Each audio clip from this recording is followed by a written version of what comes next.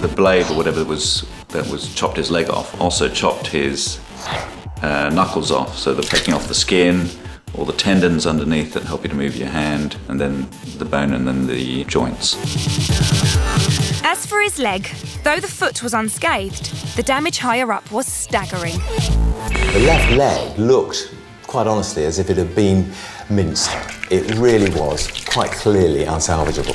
Tragically, there was no option but to amputate just above the knee. However, surgeons were desperate to avoid such extreme measures with his other limb.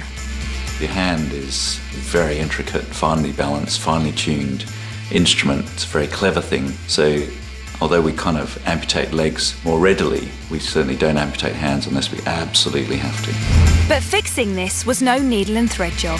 The hand's internal mechanism had been mangled. To get it working again, medics somehow needed to find a set of spare tendons and joints that could be used to restore movement to the fingers. Then, they were struck by a brainwave. This chap had a leg which we'd just taken off, which the lower part was entirely uninjured. Incredibly, surgeons planned to reconstruct his hand using parts from his severed foot. But there was a problem. Alastair's condition was so critical, he required a lengthy spell in intensive care before an operation could happen. Given that severed tissue can only survive a few hours, medics faced the problem of how to keep that precious limb fresh. Their solution was bizarre, but beautifully simple. The only thing we could really do was to put it in the fridge.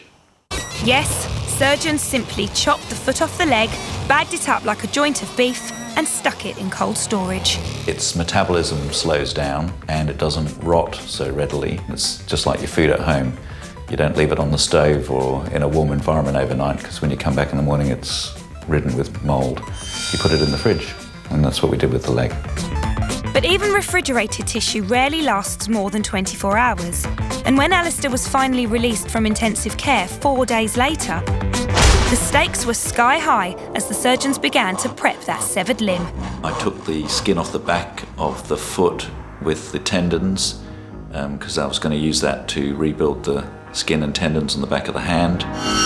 Next, they extracted the toe joints. And having flipped them upside down, because our toes bend in the opposite way to our fingers, they inserted them into the gap where Alastair's knuckles had been, using surgical screws.